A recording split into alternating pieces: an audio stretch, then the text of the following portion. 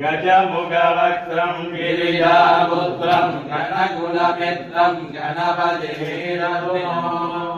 करधृतवरदं गङ्गणपाणिं कमलितपद्मरुजं सुरपतिवन्द्यं सुन्दरगच्छं सुरचितमणिमकुटं प्रणविनदेकं प्रकटिततालं गिरितालमिदम् लम्बोदरवरकुञ्जाधुरकृतकुङ्कुमवर्णधरम् श्वेतदशङ्गं मोदकहस्तं ह्रीलितवनधवलम् नयनत्रयवरनागविभूषितनानागणपतिनम्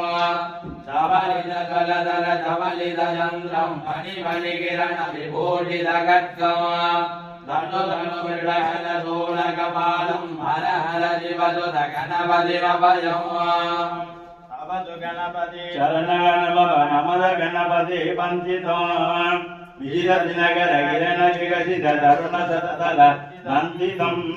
स्मरणभुजगद दुरितनिरसन नृगुणकरणोपुरं तत्तत् नृगुणकरणोपुरम्